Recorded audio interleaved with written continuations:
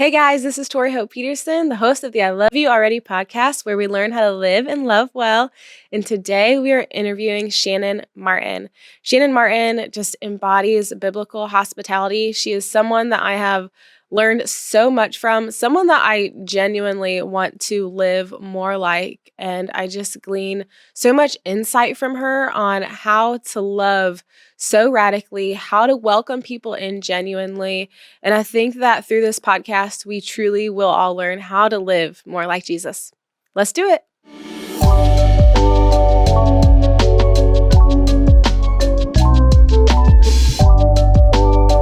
Hey, Shannan Martin. Welcome to the I Love You Already podcast. I actually think that I might say this about all my guests. God doesn't have favorites, but I do, and you are one of them. Aww. The feeling is mutual. Thank you for having me. I'm so happy to be here.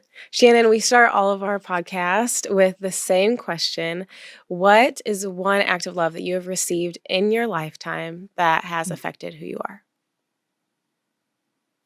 Okay, that is an easy one for me. I am the mother of 4 kids who came into my family through adoption. And I have said from the beginning to all of them, and especially I'm thinking of my oldest son, Robert. He's grown. He's like 30 now. The fact that he in particular let himself love me. Let himself love me as his mom, as one of his moms, it changed my life. And I think a lot of times we hear about that from the other side, from a parent loving a child. But I was always so aware of the act of trust it was for my kids to let themselves love me. It changed everything. Yeah, they let you in. Yeah. And it's hard and it takes time and it's such a risk. It's such a risk. We did the work. Yeah. You have written a few books. Will you tell me the books that you've written so then the people can go to them? Yeah, I'll tell you in order. I wrote Falling Free, Rescued from the Life I Always Wanted. And then The Ministry of Ordinary Places, Waking Up to God's Goodness Around You. And then my most recent is Start with Hello and Other Simple Ways to Live as Neighbors. So a lot of your books are about hospitality, welcoming people in, doing life closely and authentically in your community. And something that you do so beautifully is when you tell stories. You actually just did it I feel like you just did it when you answered the question, is you don't come into people's lives and play that you're the hero. You don't treat people like they're projects and people to be fixed or make better. And when you tell stories, you always see other people, the people that it seems like you're the one serving as the hero. And I think it's a gift. How do you do that? Why do you do that? I don't know. I mean, I don't know that it's a conscious decision on my part. I do want to be a person who dignifies everyone, especially, I'm a storyteller by nature. So all 3 of my books are very story driven. And I think there's a responsibility in that. I think there's a way to do that with integrity, but it's something that keeps me up at night when I'm writing, and I hope it always does. I hope I always kind of feel that tension. So I'm just not going to tell, the worst parts of people's lives in print. That's not something I'm going to do. I'm going to tell stories that I'm surrounded by heroes. I am, and I'm surrounded by ordinary people who love really well, who have taught me so much about God and about this world and about my place in it. And it's an honor to be able to learn from that and write about that. So I don't come at it from a very, kind of cynical angle or, I'm trying to do this or I'm trying to be a certain way. It's just kind of what's in me. I want people to know the good people that I am so lucky to live my life with. Yeah, it's genuinely how you see the people. There's this organization, they're a foster care organization, and they have like a kind of like this grid of circles that they explain the people that they serve. And so on like the outside of the circle, the biggest circle is helpers. And so those are the people who like help the foster parents. That's like the community. And then the foster parents, I think are they call them the holders. So those are the people that like hold the kids. And then like the kids, they're in the middle and they call them the heroes. And I just think that's Mm, such a cool analogy yeah. because usually like when you are a foster parent and you tell someone else, or when you're an adoptive parent, I'm Yeah. sure you've heard it as your kids have been growing up. And I know that your kids, they look a little different than you. Like they have different ethnicity. And so it's very apparent, and people will go, "Oh my gosh, you're so amazing." And it's actually like, no, the people that we get to serve like are the heroes. The people that we get to serve are amazing. And I just love that you constantly are pointing people to the dignity of the people that you get to love. It's really admirable. And I think I had someone recently ask me, they're like, people just like tell you their stories. Like, how do you get people to just open up to you? And I mean, I think there's a lot of power in just being a good listener. I feel like my mother figure taught me that, but because she's just been such a good listener to me. But I think another part of it is really just like caring about stories and not trying to insert yourself within them. You Yeah. know? Yeah. Yeah. In your books, you are one of the most quotable authors I think I've ever read. Mm. I when I read your book, I'm like underline, underline, and it could like all go on like little billboards and little cute plaques and farmhouses. And you have this quote. I love it so much. It's one of my favorite quotes from you, and it says, "As Christ followers, we are called to be long haul neighbors, committed to authenticity and willing to take some risk. Our vocation is to invest deeply in the lives of those around us, devoted to one another, physically close to each other as we breathe the same air and walk the same blocks. Our purpose is not so mysterious after all. We get to love and be deeply loved." Can Mm. you tell us, what does that mean and how do we live it practically? Yeah. I mean, I think that's the whole thing, Tori, right? Like I grew up in a Christian home my whole life. My husband did too, like very white evangelical spaces. That's just kind of where I come from.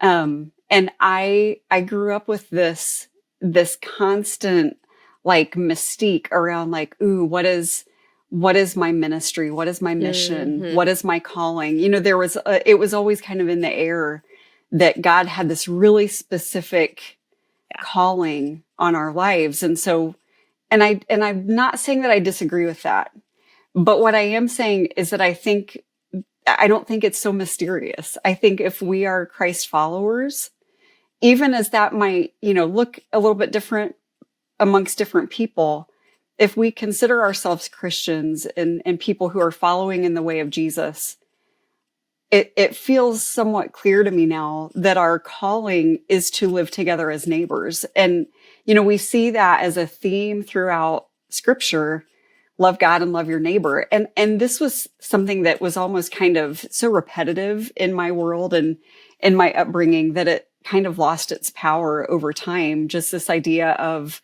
what does that really mean? What does it mean to love God and love our neighbor? And as long as I'm not hating my neighbor, does that count as loving them? Like, okay, I'm pretty nice to people. I'm not mean to people. Does that count, God? I mean, I think that's how I walked through most of my life and even into adulthood, kind of wanting a pass on that. And at the point that, my family moved into this house in this neighborhood, surrounded by people and specifically surrounded by people who were different in some way than I was, all of a sudden it took on new meaning. And I had to really start to dig deeper and understand, like, what does all of this actually mean, God? And I'm not saying that I've solved it all, but what I am saying is I think that's why we're here, is to really love each other in meaningful ways, and not just love each other, but to be loved by each other, to be on that sidewalk where it goes both ways and where we are engaging with each other in meaningful ways and looking for ways to support each other that are practical and simple and revolutionary. I mean, I think that is, I think our vocation is what it is. You know, I've done a lot of jobs in my life, and right now I do 2 jobs and I love them both a lot. But my calling is to present myself in this world as a neighbor to the people around me and to receive them in the same way. That's my calling. What are your 2 jobs? So I am a writer and a speaker, and I get to write books, and I love that. But I'm a writer at heart. It's something that will always be important to me, I think. But I'm also a cook at a community kitchen, 1 mile up the street from where I'm sitting right now. So yeah, I'm on staff at an organization called The Window, and I work in the kitchen 2 days a week, cooking lunch for, I don't know, 120 to 150 of my neighbors. And I love it so much. I asked you that because I knew the answer. And Yes. I just love the juxtaposed image of that. Like, you get to be on stages, and then I've been in your town. I came and visited you, and I remember we drove by, and you're like, "That's where I work." And I love that you're so proud. You're like, "That I work there. I love that place." And you know, there were the people who were outside, were people who were struggling. And when like we got out of the car to go eat the Indian food, and these people just like came up to you, like they were just drawn to you. They just talked to you, like you were their friend. We love each other. I mean, that's so the thing. amazing. Like, that's what it could be like. I mean, when I'm in other communities, we drove into South Bend last week. My husband and I did. It's a bigger city nearby. And there was a particular man. I don't know who he is. I don't live in South Bend, but he reminded me of people I know here in Goshen. And you could tell he had some mental health struggles, and, you know, he was struggling in ways that were a little more obvious. And I just kind of smiled and said, "Oh, he reminds me of, you know, so-and-so, a person in my community." And I said to Corey, "I just hope somebody here knows his name and loves him." Mm-hmm. And I believe, like, my heart believes that is true. And I think we all have people in our communities who we can run the risk of seeing as, like, you know, a problematic person, or, you know, they kind of make people feel uncomfortable or scared or whatever the case may be. And I'm just such an advocate of knowing them, you know, knowing people, as friends, knowing their name. We can never be safer than when we know people and are known by people. So I guess that's you didn't ask for like a little challenge for people, but that's what I'm going to just put out there. Like, get to know the people that are just kind of fixtures in your communities, who a lot of people are going to keep a quote safe distance from. Yeah. Make it your business to become their friend. Yeah, make it your business. Yeah, and how it makes your life better. Makes my life better. Yeah, it's a win. Yes, and it makes our communities better. And I think that, you know, people think in some bubbles of Christianity, we're going to go serve the poor. Like, if your eyes are open, you're going to see how the poor actually serves you. Yes. And yeah, I think that that's something that your books talk about. It's something that you talk about all of the time. So how do we do that? Like, practically speaking, how do we get to know these people in our community? I mean, I think we just come near. You know, I think of the story of the Good Samaritan. It's like the classic neighbor story that a lot of us would think of when we think of, like, you know, what Jesus has to say about neighbors. And ultimately, I boil that story down to, you know, when people are asking Jesus, like, who is my neighbor? And they're basically saying, who do I have to get close to, Jesus? Like, how close is close enough? We're trying to fit, and that's relatable to me. Okay. It's relatable. And I understand it. This idea of, like, just tell me what I have to do to get by, to pass this test. And ultimately, you know, Jesus does what Jesus always does. And he flips the story all over the place and, like, turns it on its head. And we come out the other side of that story seeing that a neighbor is the person who draws near in mercy. That is who a neighbor is. And so we get to be on both sides of that equation, and we have to be on both sides of that equation. We can't just be the helper, as you say, or, the one Yeah. serving. I'm really kind of frustrated with all of that language at this point in We're my loving faith. on them. Oh my We're loving goodness, on them. stop. I wrote a whole chapter about why we need to just axe that out of our vernacular. Yeah, because it just makes it into something that it was never meant to be. It's not about us and them. It's not about some moral superiority. It's not about feeling good about ourselves. It's not really even about other people feeling good about themselves. It's about this idea that we are connected. We just already are. We are already connected, whether we know it or not. And so if we can begin to just engage in our regular, normal lives from the standpoint of like, I'm just always going to come near in mercy whenever I have the opportunity. So when you see that person in your community who them, you've heard things about them, you've probably heard unfavorable things about them. What would it look like to be a person who saw them as a neighbor, who came near to them, who just physically came near to them? I mean, that's what I love having the opportunities to do, is not just standing, with my ball cap on and serving lunch on Mondays or Thursdays. It's not so much about that as much as it is like when I get to be out in the community and I don't remember who ran into us when we were at the Indian restaurant. I don't remember that specifically, but when I get to just be out in my regular world, and running into people, that's when it gets really special, because that's when I'm not serving them lunch and they're not, standing on the other side of the window Yeah. with a tray. We're just people. We're just Yeah. neighbors. We're people who share a space. And if we can just find natural ways to be human together, to know each other's names, to always greet each other by name. I mean, I think it's really, really special. It's so special. And I was telling Corey yesterday afternoon, Corey's my husband. There's one of these individuals in my community. And just over the past couple of months, he and I have kind of drawn closer in our friendship. And it used to be that I would always see him. I would always say hi to him. I'd always call him by name. We'd have a little bit of a conversation, but something has flipped here recently. And he seeks me out now. And he'll say, "Hey, Shannan," like he says hi first. He calls me by name. And that's a really special place to be for me, because again, it's just like we are connected. We're connected. And if we can really live like that's true, I think that's what makes the world better. Yeah. One of the things I love that you always go back to, because I think you're like truly one of the most amazing people in my mind. I think that's because, my mother figure, Tanya, I'm going to give all the context because I know you know, but the listeners might not know. Yeah.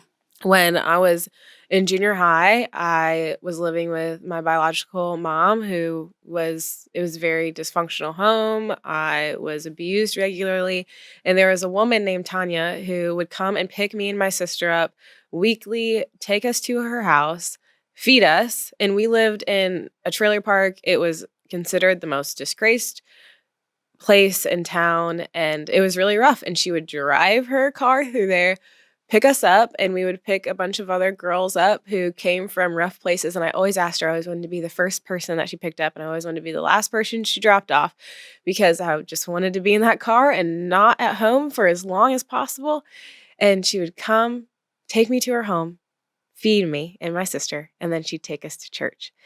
And it showed me, like, I think if she would have taken me to church, just taken me to church, I think that would have just taught me so much less, because what she did was she let me into her home and she fed me. And we see in the gospel so many times that like Jesus fills the physical need before the gospel is presented.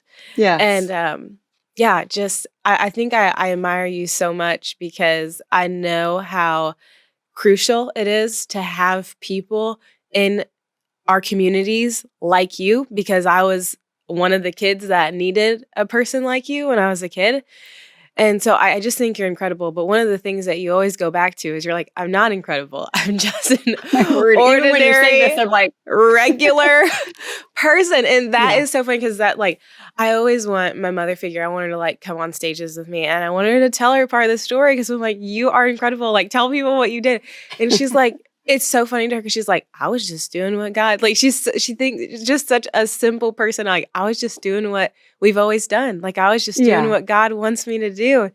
And to her, she doesn't see it as this big deal. And yeah. I love that about you, because I have a mentor who is in the space. She does speaking, she writes books, and one of the things that she tells me often is she says, keep people around you who think you're ordinary, because when you surround yourself around people who elevate you and think that you're not ordinary, then you're going to stop being kind to people.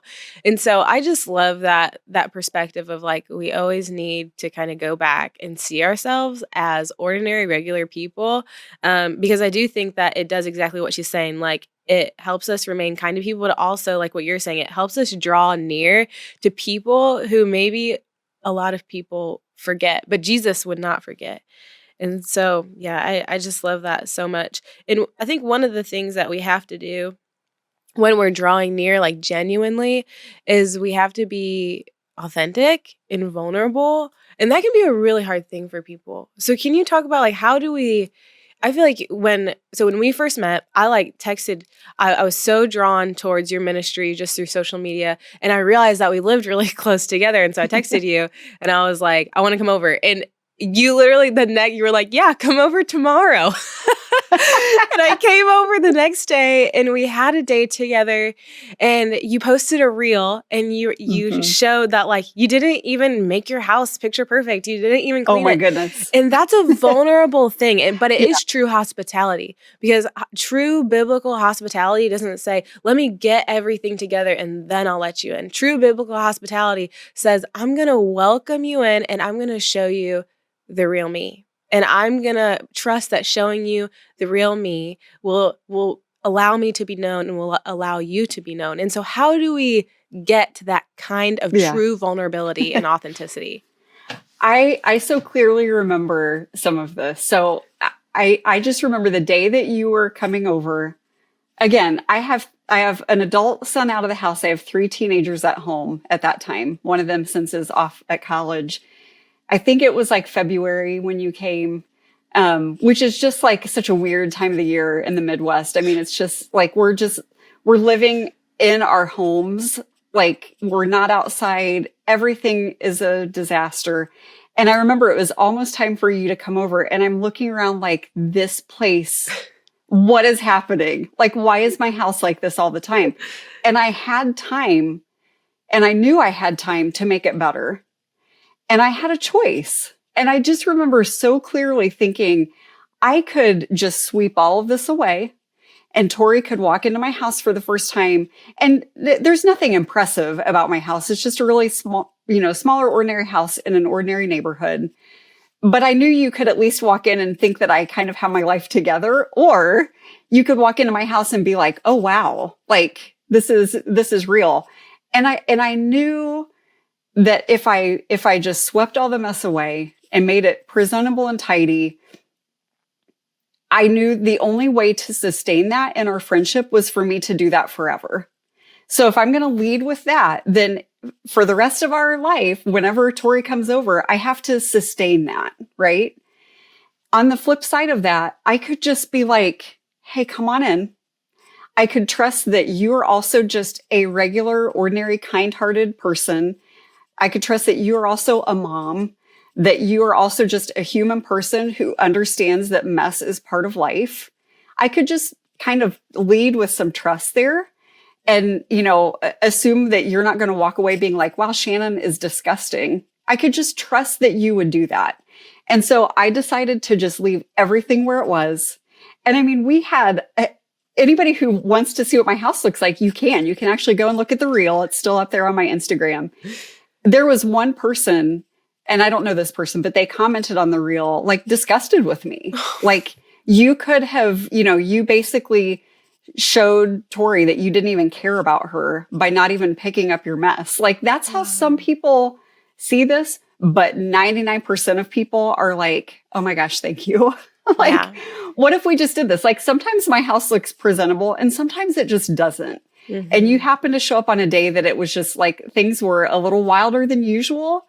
And I don't think it was detrimental to our relationship or friendship. I think if anything, it said to you that, when the tables turn and when I come to your house, which I have been to your house since then, that you don't have to pretend to be perfect either. Yeah. Yeah, I think, you're like, people can walk in and they're gonna be like, "Thank you." And really that thank you is, "Thank you for being human, because 'cause I'm human Yeah. too." And Yes. now I get to not have to play this picture perfect role because you led Yeah. with the picture perfect role. You led with authenticity, which then Yeah. allows me to lead with authenticity. Yeah, I Yeah. think that s there's, this book I just got done reading. It's called Holy Hygge by Jamie Erickson. Have you heard of that one? I have not. Maybe I have. It Um, sounds kind of familiar. I think it's a bit newer. I just led a small group on it at my church, and it was so fun because like women from my church who I didn't even really know that well. We met at my house and we would eat like once a week. And like the last one that we did a community charcuterie board.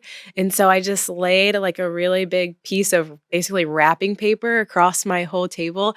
And then everybody brought three things and it just filled like I my love it. whole table.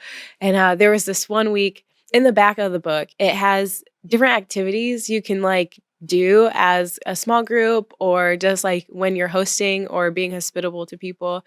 And there were so many different things that we did. We're gonna do next week. We're doing a book exchange, Mm. and I just yeah, it's been a really just sweet, cool book to read. It has like practical steps to it of like when people come over, you should ask them if they want hot tea because what that does is Mm. it tells people that you want them to be here for a while because you I have to love sip that. hot tea. Yeah, I'm like, right. "Oh, that's" I never really thought of it that way, but I Yes. I love that idea. But one of the practical things that she says is, like, your home does not have to be, like, picture perfect and clean, and she actually says, like, if you wanna leave, like, a basket of laundry out, like, she would recommend it because what it just allows people to do is show up as they are, not as, Yeah. like if you show up with Yep. a perfectly clean, poised self, then that's how other people are going to feel like they have to show up. And this hygge, Right. so Yeah. it's like holy hygge, this word, it's said hygge, but it's pronounced it's spelled Hyggee. And Yeah. it's this culture of hospitality from the Danish Yeah. people. Yeah. But yeah, it's just really cool learning from it and like just affirming that we don't have to be perfect to allow other people in.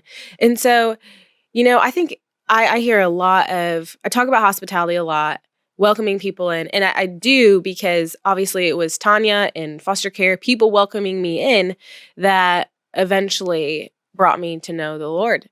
And I think, just this radical hospitality, it's it's what brings us to see each other, I think, as Christ wants us to see one another and as Christ wants us to see him. And so I think we make a lot of excuses to not do it. Like, oh, I don't have a big enough house or I don't have time. And one of the things that that book said is that like actually hospitality isn't just like welcoming people into our home, but like hospitality is who we are. Like hospitality is who we are as a person. And I love that idea because hospitality doesn't have to be like, okay, I'm welcoming someone in my home, I'm feeding them. Sometimes it can be like, for me, someone whose life can be very full, sometimes it is like, I'm gonna invite a friend to the grocery store and they're literally gonna walk through the grocery aisles with me so we can catch up. Like, I'm gonna invite you into my life and we're Yeah. gonna Right. do life together. And so, can you just give some practical steps on like if people want to do hospitality, if they want, like, I want to let people in more, I want to live this authentic biblical hospitality, but don't quite know how to let people in? What are just some steps Hmm. that they can take? Yeah. I find myself dissatisfied with the word hospitality in general, because it sounds very fancy, and it Mm. sounds like, Yeah, like hospitality industry, like hotels. ugh, Yeah. or it sounds like Martha Stewart, or, we just conjure up we have these like Yeah. associations that come pretty Right. quickly that I think are generally hurdles to the whole idea. I like to think of it as like living with the door easy on its hinges. Like people, my door, I want to live in such a way that if anybody shows up at my door, I am quick to welcome them in. No matter what it looks like in here, no matter what I look like, no matter what I have going on, I just want to be quick to open that door all the way and say, "Hey, come on in." And I feel that way because that is the way I have been received by the people around me and by my neighbors. And in particular, my husband, Corey, is the chaplain of our county jail here in Elkhart County. And so a lot of the people that have been and continue to come into our home are people rebuilding after incarceration, people who have struggled in ways that we have not struggled.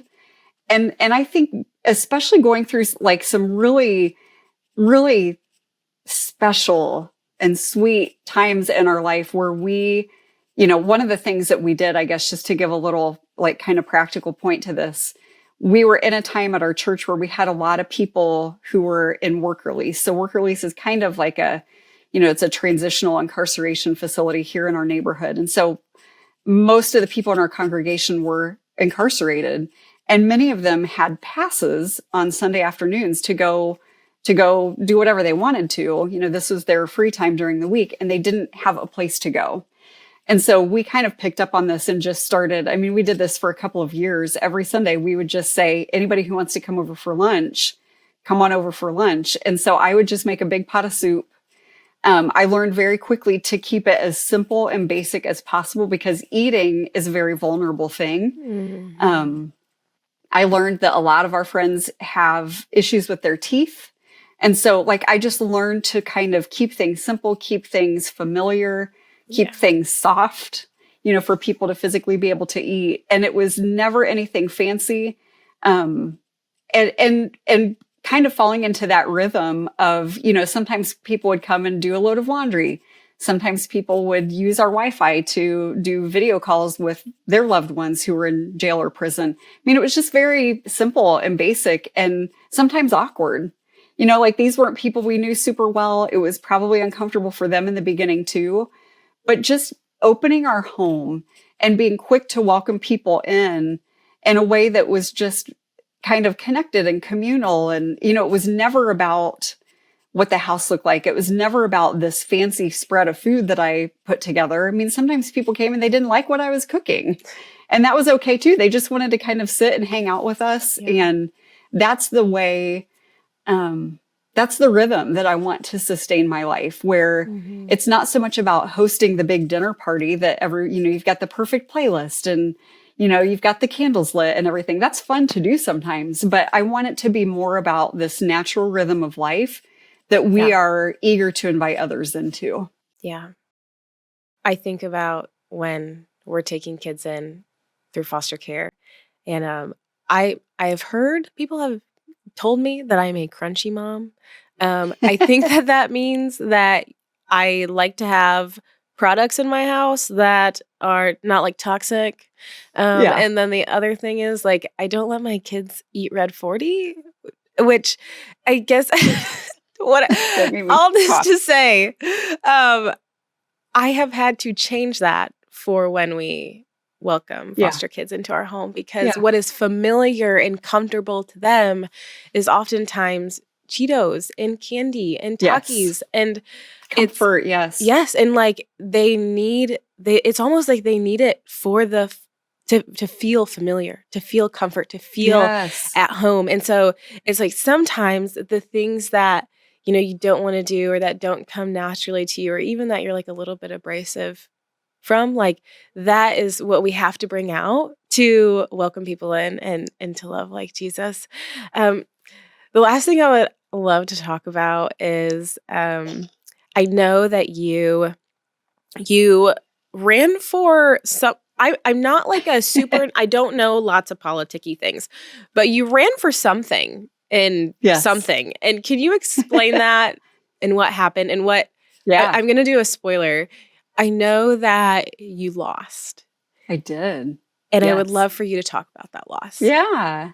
I ran for city council just this past November. So I spent about almost a year of my life. I had been approached before and it was not the right time. And I was approached again and I still was like, this is not the right time. Like, I'm an introvert. Okay. Like that's part of my whole story with every single thing we're talking about. I am not that person who's like extroverted and outgoing and wants to be the center of attention and all those things. And like you said, my life is just full and I had plenty going on and it just was not something I foresaw. Through a certain turn of events, I started to understand that there was real community value in me putting myself out there and just trying to do it. And so I did. And I tried hard. We came together as a team and everybody kind of, we supported each other as we ran for, these different positions for city council across the city. And we worked really, really hard. I mean, that was most of my summer and all of my fall. And we knew that it was going to be, close. It was kind of like the flip of a coin. We didn't know which way it was going to go. And in the end, I did not win. We put our heart and soul into running this race well. And I really kind of effectively reframed it for me so that I was like, even if I don't win, like I've really gotten the chance to meet a lot more of my neighbors. I've met really amazing people in this community who are like-minded with me, who we kind of see the world through this a similar lens. And so I saw a lot of good that came out of it. But ultimately, I wanted to win. I wasn't going to pour my life into something and then just be done on some random Tuesday in November. But that's actually how it ended up happening. And I feel very at peace with that. In some ways, there was a little bit of a relief, like, oh, okay. I just kind of go back to my life now. And that's okay too. It's vulnerable to lose, right? To lose publicly can feel like it's going to be a little embarrassing or whatever. And at the end of the day, that's not at all what I felt. I did not feel like, this was embarrassing. I didn't feel like I had failed. I felt like I tried something new, and I tried something that for me felt out of my comfort zone and brave. And, I gave it my best, and it didn't go the way I wanted it to. And that's okay. It was just it was a powerful experience and just one more way for me to kind of go deeper. I mean, I used to work in politics. My husband used to work in politics. I really enjoy political things and I follow all this stuff really closely. And so for me, it was just kind of like a no-brainer to give it a shot. And yeah, that's how it ended. And I'm okay with that. I love how you process through your loss. That's why I wanted to talk about it, because I think sometimes loss can just take us out.